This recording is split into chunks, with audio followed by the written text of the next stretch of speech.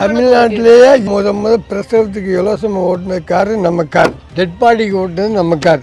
108 வந்த காரணமே நம்ம வண்டியை வச்சு தான். நம்ம ஊர் கம்யூனிஸ்ட் கட்சிக்கார் எம்எல்ஏ இருக்கும்போது சட்டசபையில் பேசினார். தமிழ்நாடு அரசாங்கம் இதை 5 பொண்ணு பெற்றவர் இலவசமாக கார் ஓட்டுறாரு. தமிழ்நாடு அரசாங்கம் என்ன பண்ணிக்கிட்டு இருக்குன்னு கேட்டது. ஹெலிகாப்டர் ஏலத்தை போட்டு அதுக்கப்புறம் ஆலங்குடிக்கு ஒரு வண்டி கொடுத்தாங்க. இப்போ இவங்களுக்கு இவ்வளோ பேர்லாம் கிடச்சிருக்கு, இவ்வளோ விருதுகள்லாம் கொடுத்துருக்குறாங்க, நிறைய பேர் உங்களை அங்கீகரிச்சிருக்கிறாங்க. ஆனால் இப்போ உங்களுடைய சொந்தங்களில் எப்படி பார்க்குறாங்க?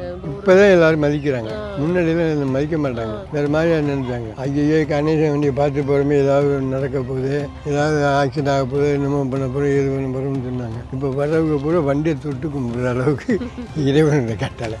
அத்தனை நான் தெய்வமாக குணத்தை ஏற்றுறது. நான் பிசாசு பார்த்ததுமே பேய் பார்த்ததில்லை. எல்லாம் தெய்வமே தான் வண்டி எடுப்பேன். தெய்வமே தொட்டு வண்டி எடுப்பேன். இதுவரை இடையில நின்னதில் பேய் பிசாசு பார்த்ததில்லை. அன்றைய 1 மணி 2 மணி எல்லா புதுக்கோட்டை மாவட்டம் போகாத சுடுகாடே இல்லை. அப்போ நான் வண்டி வாங்கும்போது ₹1.50 பெட்ரோல். இன்னைக்கு என்ன ஆகுது?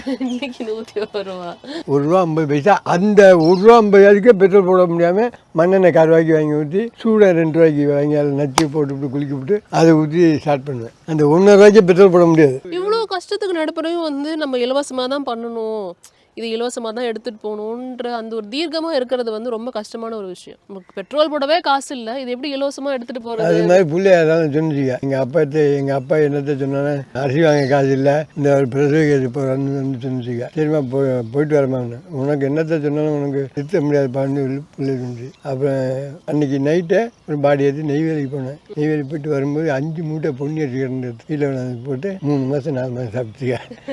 பத்தியம்மா அரிசி வாங்க காசு இல்லைன்னு சொன்னேன். அரிசி 5 மூட்டை கீழே கிடந்தேன். நைட்டு 1 மணிக்கு ஏற்றி கொண்டாந்து வண்டியில் கொண்டாந்து போட்டு இறக்கி சாப்பிட்டு 2 மூட்டை தானந்தரம் செஞ்சேன். அனாதை குழந்தைகளுக்கெல்லாம் கொண்டா ஈரனூர் பக்கத்தில் எனக்கு போக மிச்சத்தை கொண்டு போய் அனாதை குழந்தைகளுக்கு சாப்பாடு கொடுத்தேன்.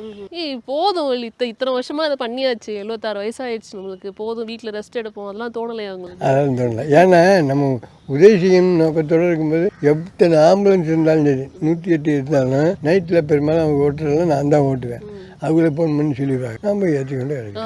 இப்போ நம்ம இறப்புகளை பற்றி பேசணும். இங்கே பிறப்பும் முக்கியமான ஒரு விஷயம் இல்லை? எத்தனை கர்ப்பிணி பெண்கள் கர்ப்பிணி 2500 மேலே குழந்தை அந்த வண்டியில் குழந்தை பிறந்து பையனுக்கு கல்யாணத்துக்கு நான் போனேன். இங்கே புதுக்கோட்டை வீட்டில் ஒரு பையன் ஆம்பளை பிள்ளை பிறந்துச்சு. கிட்டத்தட்ட 50 குழந்தை பிறந்திருக்கும். கல்யாணத்துக்கு 10,000 மொய் போட்டு 5,000 மொய் போட்டு எல்லாம் நடக்குது, உங்களுக்கு தெரியாம எல்லாம் நடக்குதுன்னு சொல்லுவாங்க. எல்லாமே பண்ணியிருக்காரு. எங்க ஆயப்ப அப்படி செல்லமா வளர்ந்தவங்க இன்னைக்கு என் புருஷன் பாடி துக்குறான்னு அவ்வளோ கிண்டல் பண்ணாங்க. என்னை முன்ன விட்டு போராடி சிரிச்சாங்க.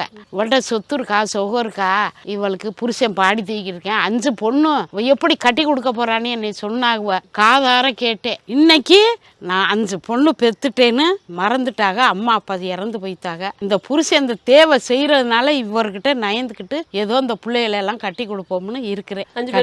கட்டி கொடுத்தாச்சு. அரசாங்கத்தில் எனக்கு ஏதாவது நிதி உதவி கொடுக்கணும். நிதி உதவி கொடுத்தீங்கன்னா வண்டி வேலை பார்க்கலாம். வண்டி கொஞ்சம் சரி பண்ண வேண்டிய வேலை இருக்கு. வண்டி வேலை பார்க்கணும். எனக்கு பென்ஷன் மாதிரி ஏதாவது கொடுத்தாக்க மாதம் சாப்பாடு செலவுக்கு கொஞ்சம் வசதியாக. ஆமாம்.